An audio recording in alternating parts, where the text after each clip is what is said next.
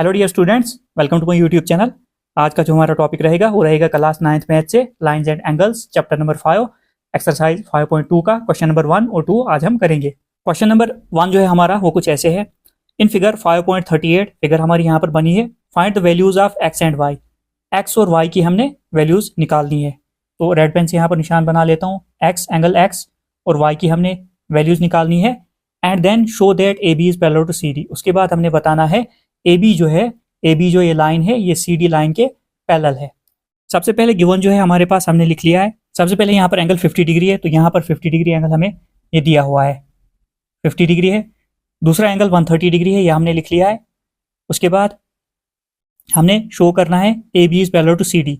ए B line जो है C D के पैरेलल है। और एक चीज़ और हमने बतानी है, एक्स और वाई की ये जो एंगल है हमारा एक्स और वाई, इनकी वैल्यूज हमने जो है निकालनी है। मतलब इनकी मेजर कितना है, मतलब ये एंगल जो है कितने कितने डिग्री के हैं। तो हम अब लिखते हैं।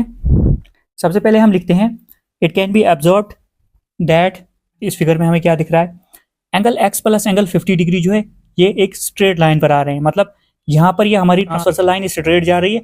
इस पर ये जो दो एंगल बन रहे हैं, एक एक्स और 50 डिग्री, इनका सम 180 होगा। ये लीनियर पेयर बनाएगा। हमें पता है जब भी स्ट्रेट लाइन पर दो एंगल्स बनते हैं उनका सम जो होता है वो कितना होता है, 180 डिग्री। तो यहाँ पर हम क्या रीजन देंगे, लीनियर पेयर। 50 और एक्स जोड़कर जो है लीनियर पेयर बनाएगा। तो इसको हम लिखेंगे x plus 50 degree is equal to 180 degree.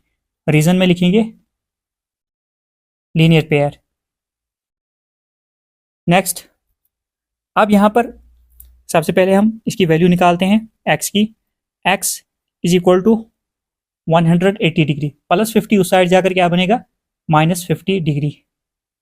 x is equal to 180 में से 50 गया तो कितना आएगा, 130 डिग्री। अब एंगल x की वैल्यू हमें पता चल गई कितनी है। x एंगल जो हमारा आया ये आया 130 डिग्री। एक एंगल तो हमें पता चल गया, ये 30 डिग्री आ गया। नेक्स्ट, अब हमें क्या करना है, एंगल y की भी वैल्यू निकालनी है। अब अगर यहाँ पर देखोगे, यहाँ पर 130 और y ये क्रॉस में यहाँ पर दो एंगल बन रहे हैं। तो इन जैसे एंगल्स को हम क्या बोलते हैं, vertically opposite angle. Vertically opposite angle ये होते हैं और ये जो होते हैं बराबर होते हैं। मतलब यहाँ पर क्रॉस में अगर यहाँ पर हम देखेंगे 130 इस साइड आ रहा है तो y जो है उस साइड आ रहा है और बीच में क्रॉस जैसा बन रहा है। इन जैसे एंगल्स को हम बोलते हैं वर्टिकली अपोजिट एंगल्स। ये एंगल जो होते हैं बराबर होते हैं। तो हम क्या लिखेंगे, y is equal to 130 degree. Reason, vertically opposite angles. अब y की वैल्यू भी हमें पता चल गई कितनी है, ये भी y भी हमारा आ गया 130 डिग्री। अब लास्ट चीज जो हमने बतानी है वो है A B is parallel to C D. ये जो ए बी लाइन है सी डी के पैरेलल है। अब अगर आपने इंट्रोडक्शन देखी होगी, वहां पर मैंने बताया था अगर हमारी ट्रांसवर्सल लाइन दो पैरेलल लाइंस को काटती है तब जाकर जो है अल्टरनेट इंटीरियर एंगल जो है बराबर होते हैं। अगर यहाँ पर हम देखेंगे एक्स और वाई, एक्स जो है ट्रांसवर्सल के लेफ्ट साइड आ रहा है और वाई जो है राइट साइड आ रहा है और ये एंगल जो है बराबर है, ये भी 130 ये भी 130। अल्टरनेट इंटीरियर एंगल्स यहाँ पर जो है हमारे वो क्या है, बराबर है। इसका मतलब ये जो दो लाइन्स है ए बी और सी डी जो है ये पैरेलल है आपस में। तो यही रीजन हमने लिखना है। अब हम लिखेंगे as x and y are alternate interior angles and also measures of these angles are equal, therefore line AB जो है हमारी वो पैरेलल होगी CD के। तो यहाँ पर हमने क्या लिखा, as x and y are alternate interior angles, x और वाई हैं एक्स और वाई जो है हमारे अल्टरनेट इंटीरियर एंगल्स हैं और इनका मेजर मतलब ये जो हैं दोनों एंगल्स बराबर हैं। ये भी 130 है, एक्स भी 130 वाई भी 130। तो measure of these angles are equal, therefore इस तरह से लाइन ए बी जो है सी डी के पैरेलल होगी। तो ये हमने रीजन लिखना था। आई होप कि आपको समझ आ गई होगी। अब हम क्वेश्चन नंबर 2 देखते हैं। क्वेश्चन नंबर 2 जो है हमारा वो है इन फिगर 5.39 फिगर यहाँ पर बनाई है हमने। If A B is parallel to C D, अगर ए बी जो है सी डी के पैरेलल है, C D is parallel to E F और सी डी जो है वो ई एफ के पैरेलल है, and y is to z is equal to 3:7। Y और जेड का जो रेशो दिया है वो दिया है 3:7, मतलब वाई के लिए 3, जेड के लिए 7। फाइंड एक्स, हमने जो है एक्स की वैल्यू निकालनी है। जो हमारा ये एंगल है यहाँ पर एक्स, हमने जो है इसकी वैल्यू निकालनी है, तो इसको हमने निशान दे दिया। अब हम सॉल्यूशन पर चलते हैं। सबसे पहले जो गिवन था हमने लिख लिया है यहाँ पर। गिवन में जो है A B is parallel to C D is parallel to E F and y is to z का रेशो जो है वो है 3:7। हमने क्या करना है, टू फाइंड हमने करना है एंगल एक्स। अब हम लिखते हैं यहाँ पर ए बी जो है सी डी के पैरेलल है, सी डी जो है ई एफ के पैरेलल, मतलब ए बी सी डी के पैरेलल है, सी डी जो है ई एफ के पैरेलल, ऐसे हम लिखेंगे। ए बी जो है वो पैरेलल है सी डी के, और सी डी जो है वो पैरेलल है ई एफ से। ये हमें कैसे पता चला, इसमें हम क्या रीजन लिखेंगे, इसमें हमने जो रीजन लिखा इसके लिए A B is parallel to C D और सी डी जो है पैरेलल ई एफ के।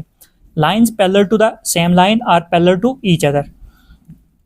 यहां से समझते हैं, अगर ए बी लाइन हमारी सी डी के पैरेलल है और सी डी जो है ई एफ के पैरेलल है, इसका मतलब ये है ए बी जो है ई एफ के भी पैरेलल होगी। यही हमने यहाँ पर लिखा, lines parallel to the same line are parallel to each other. ये चीज हम ऐसे समझते हैं।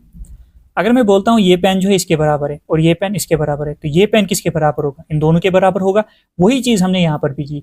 अगर ये लाइन जो है ए बी लाइन जो है सी डी के बराबर है, सी डी लाइन जो है ई एफ के बराबर है, तो ए बी जो है ई एफ के भी बराबर हो गई। तो ऐसे ये चीज एक्चुअल में है। अब आपको समझ में आ गया होगा।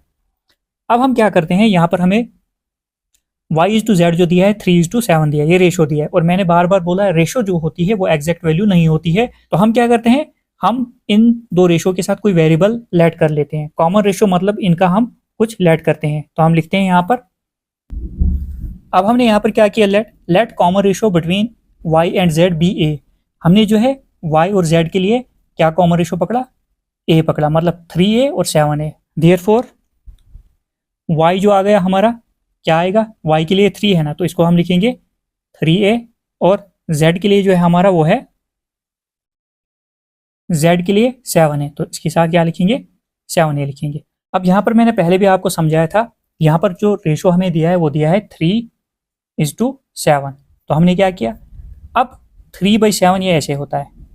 अब हमने 3a लिखा और 7a लिखा, मतलब ये कि हम 3 के साथ जब a मल्टीप्लाई करेंगे और 7 के साथ a मल्टीप्लाई करेंगे तो हमें जो है एग्जैक्ट वैल्यू पता चल जाएगी। सबसे पहले हमने क्या करना है, a की वैल्यू निकालनी है। जब हमें a की वैल्यू पता चल जाएगी कितनी है, हम 3 को a के साथ मल्टीप्लाई करेंगे तो इसकी एक्चुअल वैल्यू निकलेगी, y हमारा निकल जाएगा। जब हम 3 को a के साथ मल्टीप्लाई करेंगे तो हमें y मिलेगा, और ऐसे ही हम जब 7 को a के साथ मल्टीप्लाई करेंगे तो हमारा z निकलेगा।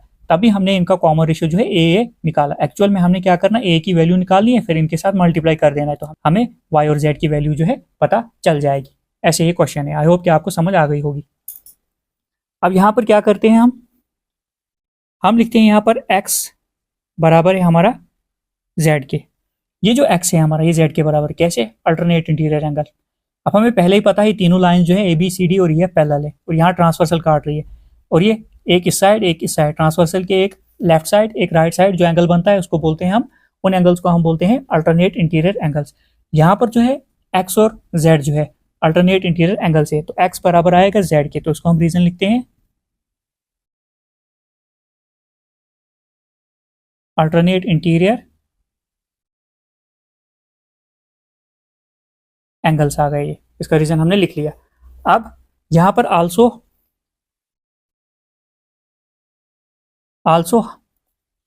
x प्लस वाई जो है हमारा, x और y जो एंगल है हमारा, इनको जोड़कर मतलब x प्लस वाई जो है ये कितना बनेगा हमारा 180 डिग्री।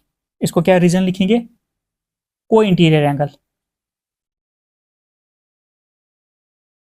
को इंटीरियर एंगल्स। ट्रांसवर्सल के एक ही साइड जो एंगल्स आते हैं उनका सम 180 होता है, तो उनको हम क्या बोलते हैं, को इंटीरियर एंगल। तो यहां से ये वाला एंगल और ये वाला एंगल x और y इनका सम 180 है, तो को इंटीरियर एंगल। अब यहां पर हमने ऊपर ही देखा x जो है वो किसके बराबर है, z के बराबर है, तो यहां पर x आ रहा है, तो x की जगह हम z लिख सकते हैं, तो हमने लिखा z प्लस y, बिल्कुल ऐसे ही लिखा जाएगा, 180 डिग्री आ गया। अब यहां पर हमने एक चीज और देखिए, z जो है हमारा कितना है 7a और y कितना है 3a, तो हम वैल्यूज पुट कर लेंगे। z की जगह क्या लिखना है 7a, तो z की जगह हम लिखते हैं 7a प्लस y की जगह हम क्या लिखेंगे 3a लिख लिया, बराबर 180 डिग्री। नेक्स्ट स्टेप में हम क्या करेंगे, 7a प्लस 3a कितना होता है 10a, 7a में 3a जोड़ दिया जाए तो कितना बनेगा 10a is equal to 180 degree. अब 10a के साथ मल्टीप्लाई में उस साइड जाएगा तो क्या बनेगा डिवाइड बनेगा, तो इसको हम क्या करेंगे a यहाँ पर अकेला रहेगा तो यहाँ पर लिखेंगे 180 डिग्री, बिल्कुल ऐसे ही 10 मल्टीप्लाई में था यहाँ गया, ये क्या बन गया डिवाइड हो गया। अब यहाँ पर 0 के साथ 0 काट, a की वैल्यू जो आ गई कितनी आ गई 18 डिग्री। अब 1 लिखने की जरूरत नहीं है, 18 डिवाइड बाई 1 करोगे उतना ही आएगा। a जो है हमें यहाँ पर पता चल गया, a जो हमारा आ गया कितना आ गया 18 डिग्री आ गया। अब हम क्या करेंगे, हमने यहाँ पर 3a लिखा था और 7a, अब हम क्या करेंगे सबसे पहले हम z निकालते हैं, इसकी हमें ज़रूरत है। तो z इज इक्वल टू कितना रखा था हमने 7a, तो z कितना रखा था 7a। अब हम क्या करेंगे z ऐसे लिखेंगे is equal to 7 into a की वैल्यू कितनी निकली 18 डिग्री, 7 इंटू 18 कितना होगा 126 डिग्री। दिस एम्प्लाइज दैट जो z की हमारी वैल्यू आ गई कितनी आ गई 126 डिग्री आ गई। अब z की कितनी वैल्यू आ गई 126 डिग्री। अब यहाँ पर ऊपर हमें पता है z जो है x के बराबर, अगर z की वैल्यू जो है 126 डिग्री निकली तो x की कितनी होगी 126 ही डिग्री होगी इसकी भी, तो यही हम लिखेंगे। तो यही रीज़न है हमने जो है सिर्फ 7 z की वैल्यू यहाँ पर निकाली, y की नहीं निकाली, हमें ज़रूरत जिसकी थी वही हमने निकाली। तो z यहाँ पर लिखा है z is equal to x, तो also z is equal to x भी हमारा जो होगा 126 डिग्री होगा, ये कुछ नहीं है यहाँ पर।